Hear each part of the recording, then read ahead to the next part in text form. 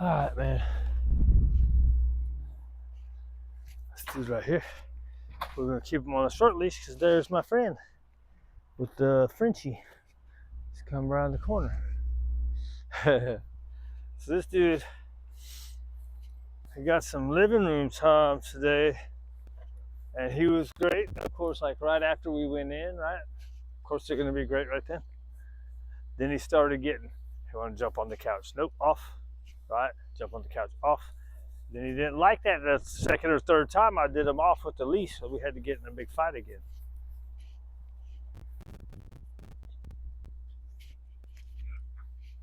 You want to get mouthy.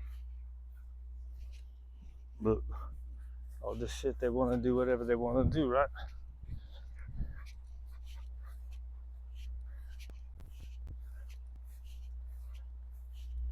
Pain, will you return it? I'll say it again. All right. So, what I say when we get in a big fight, right? He wants to put his mouth on your control hand, right? Leashing them off. He wants to grab your hand.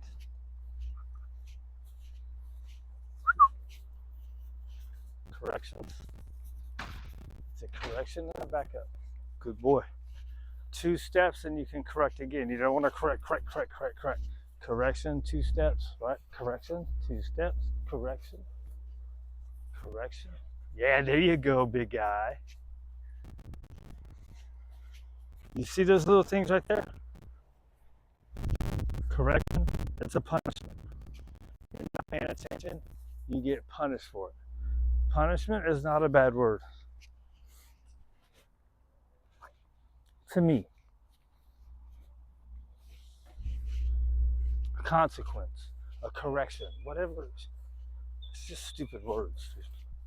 All right, ideally it's this. I missed his butt. They're running across now. Ah, good boy.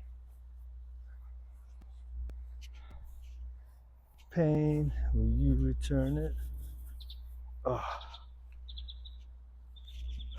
So, and look, when you get in a fight with these guys that don't like to be controlled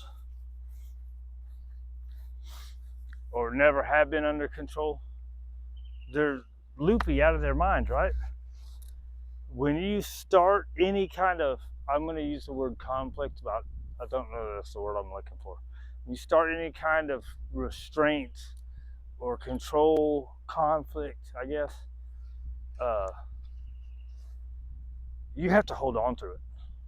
I think where maybe the Fosters, they said they tried. I didn't ask them how they were trying to correct things, but they were trying to correct him for his mouthy. And so, say he puts his mouth on you, and you just grab his little collar, go, "Hey, cut it out." That's not a correction because he's still going. He's still staring at your hand.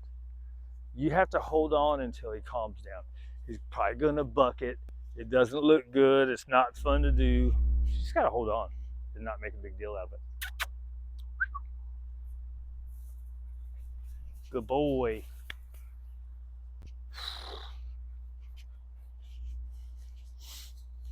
Right? So, like this is what he did. First, he put his mouth on the hand, and I went, no. And I grabbed him. And then he kind of jumped and went back at it. So I grabbed him with both hands, and you sit him down, and you just sit there. And he's going to buck. I hate this crap. Let go of me. Get your hands away from me. And he's trying to get your hands. You just hold on. Hold on. Then he's going to go. And he's going to look at you. Or if he's avoiding you, you wait.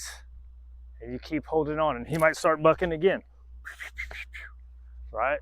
It's a fight that you got to stick with through to the end. You're a good boy. Right?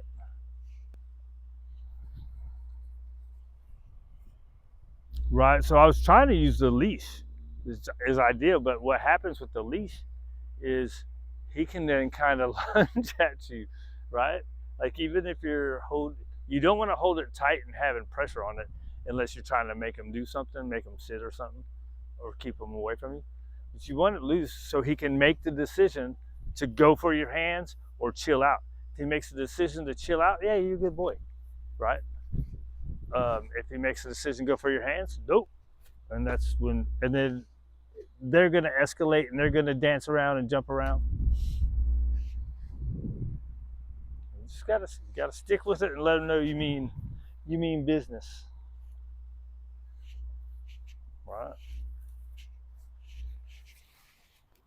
You don't want to start yelling and screaming at them because you're adding energy.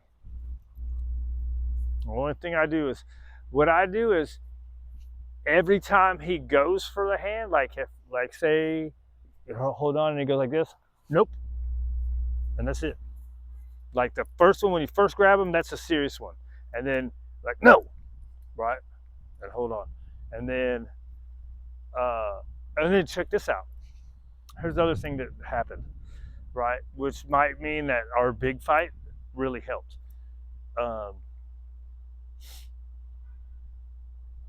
I had his food and I was gonna feed him out in the room. And then I was like, hey, go to your crate, right? Go to your crate with the bowl. And he just stood there looking at me, so I went to get his collar and he goes, and I go, and he goes, okay. And he went in his crate. Right. I didn't go like this. I go, because he wasn't lunging yet, but he was going with his head. And so I did a real firm and he stopped and he looked. Didn't you? That was a good boy.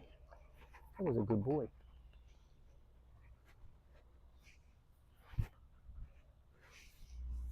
Right. You don't want to be flinching at him.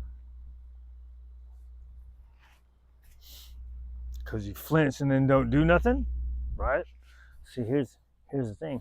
If you go no, and you're gonna go to get the collar, you've got to do it. If you go no, and then don't do nothing, well, now there was no negative consequence. So now your no is losing meaning. Damn cat. God.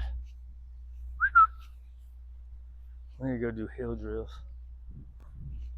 All right. So, anyways, that's the recap of our fight.